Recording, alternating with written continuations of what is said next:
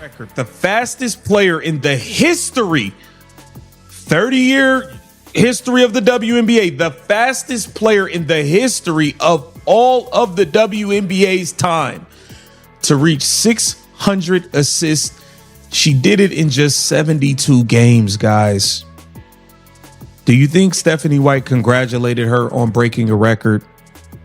Do you think, but before we get into it, do you think so? Hello, everyone. Today I'm back with another exciting and interesting video. So without wasting any more time, let's jump right into it. At the highest economic level, professional basketball's whole corporate fabric has formally broken. And after the most disastrous CEO leak in WNBA history, the whole multi-billion-dollar sports industry is presently spiraling out of uncontrolled control. The ambitious wealthy ownership group of the Los Angeles Sparks staged a covert double purchase masterstroke behind closed doors. And now we are presenting the conclusive documentary evidence of this. The international media thought for months that the West Coast syndicate was only writing a huge deal for Caitlin Clark. However, the internet has just experienced the ultimate shockwave. Caitlin Clark formally called for a confidential ultimatum that was not negotiable. If you do not sign Sophie, the $50 million agreement is off the table. The front office of the Sparks did not think twice. They carried out a hostile double signing in a well-planned midnight raid, taking both of the star franchise players in one swift move. The Indiana Fever team is in full financial devastation as a result of this extraordinary theft, and head coach Stephanie White has officially gone insane on live television. Corporate control has been brutally reduced to dust. The league's legal networks are collapsing under intense public scrutiny, and the hidden ultimatum, the last countdown to the complete eradication of the Fever's residual credibility, has officially hit zero. I will resign if you do not bring Sophie. We must first examine the poisonous locker room warfare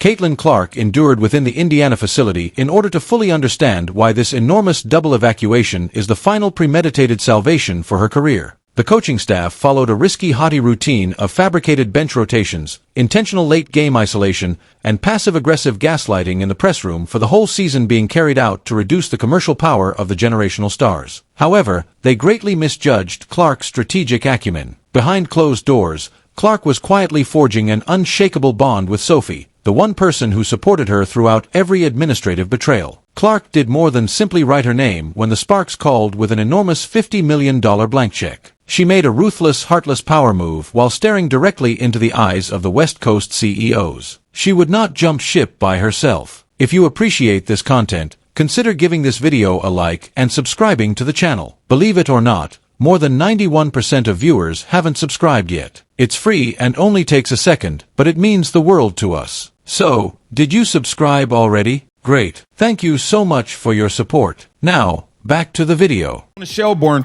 letting it be known.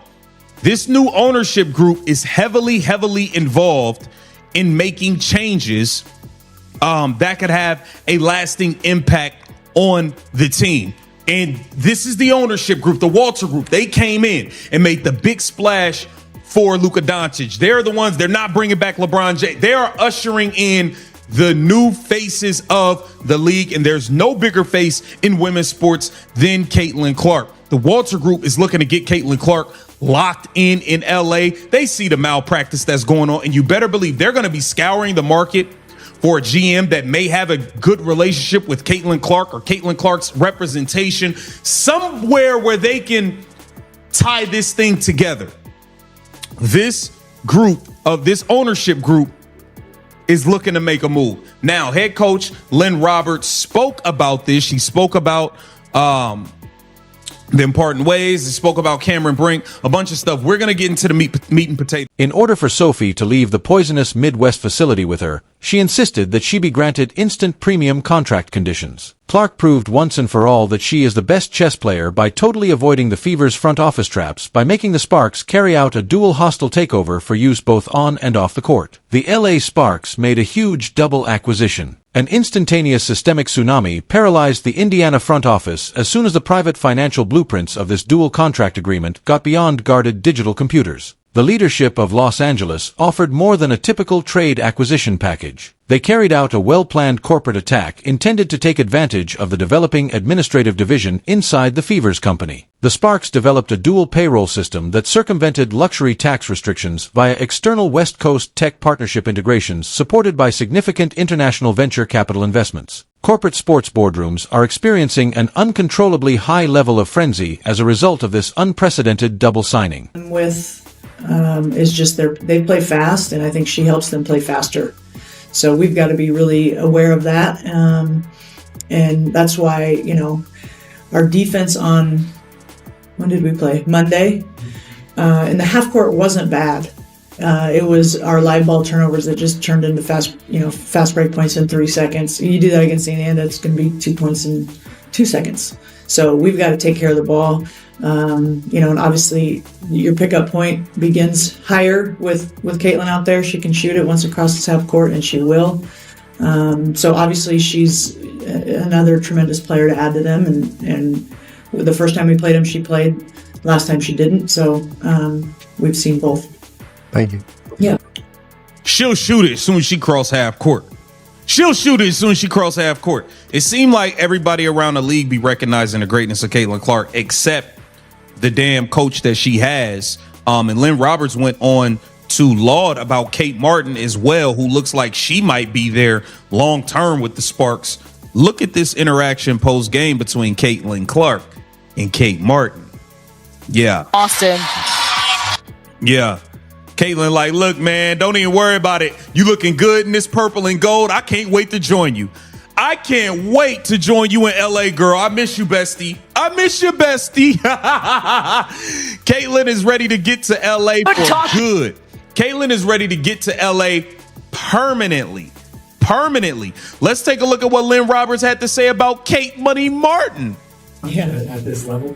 But when she is out there, what kind of advantages do you have when she's able to slide up that way? Yeah, and I mean, desperate times seek desperate measures, right? So we are, mandating the immediate freezing of local Midwest marketing spending by main network sponsors. They came to the realization that the greatest television draws in the sports history had successfully planned their long-term combined departure from Indiana. The whole corporate reckoning is being carried out with horrifying mathematical accuracy, and the hunters are now formally the hunted. The total psychological collapse of coach Stephanie White. Head coach Stephanie White is now the only focus of the disastrous consequences from this double crime, as her professional reputation has been totally and irreversibly destroyed on the internet worldwide as she confronts the reality of being totally outwitted and left empty-handed. The cozy delusion of total executive control has quickly turned into a scary professional nightmare. When White learned that both of her main franchise pillars had signed West Coast contracts right in front of her, she had a total psychological breakdown. According to internal leaks from a secure Indiana facility, primary shareholders are calling for rapid systemic responsibility, and emergency board meetings are presently held around the clock. Minutes restriction off me, guys.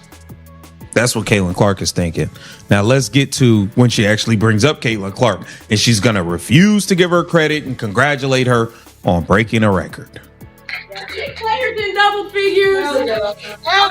Here, ball. See, welcome back, baby. Yeah. That's all I get, huh? A welcome back. Welcome back.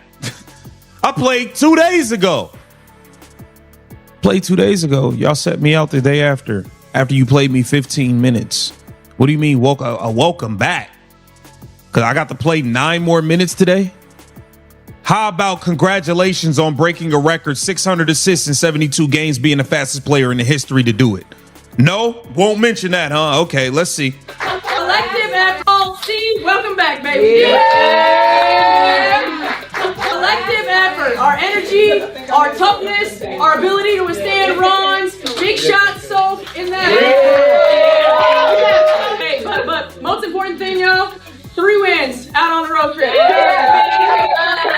Hey, it's a collective effort every night. A collective effort every night. When we play connected as we did on both ends of the floor, nobody can stop us. Together. Now, do y'all remember when Kelsey Mitchell broke her record? The Stephanie White, Kelsey Mitchell! None of that for Caitlin. None of that. Insane. I don't even think I don't think you can be this not smart. I think this is being done on purpose. White's career has been completely paralyzed. The rest of the locker room has rejected her leadership outright. Heil investors are publicly calling for her quick and necessary departure before the whole business is subject to a full-scale fan-led financial boycott. Her commercial viability is dead. Millions of enraged fans are making fun of the generic well-crafted damage control remarks online, and live television is showing the last countdown to an utter administrative cleaning. The Raccooning, a new West Coast NPR featuring Sophie and Caitlin Clark, formally unites beneath the Los Angeles Sparks' billion-dollar lights. Global sports entertainment as a whole has reached a stage where there is no turning back. This is not a typical athletic transfer anymore. This is a full-scale cultural and economic revolution that demonstrates that administrative corruption and bureaucratic jealousy will no longer hold generational brilliance captive. Not only has Clark protected her own historic future by striking an unprecedented double contract on the West Coast, but she has also created the greatest model for athlete empowerment globally. I think this is being done on purpose. I think it's being done on purpose. We got to get to this article here, courtesy of Yahoo Sports. Caitlin Clark shows discontent over officiating decision after hostile act involving Chelsea Gray. Here it says, with 4:26 left in the second quarter of Sunday's Indiana Fever Las Vegas Aces, Caitlin Clark took on point guard Chelsea Gray, point grandma, because she's done. She's cooked. Chelsea Gray's done. The lady can't move. She moved like Damiris Dantas. It's over. It ended in another highly debated foul call as Clark tried, leaving her former traitors to perish in the whole wreckage of their own tactical defeat. Will Indiana's surviving top leadership resign willingly before their billion-dollar brand equity is totally destroyed? Or will this unprecedented double escape be the last impetus for a long-term elimination of dishonest management in the sports industry as a whole? There is one thing that is certain. The whole world is keeping a close eye on every business action going ahead. This multi-million-dollar fight has reached its maximum boiling point, and the next explosion is going to alter everything forever. So, make sure you press the subscribe button and enable your alerts right now. If you are a Clark fan, comment below.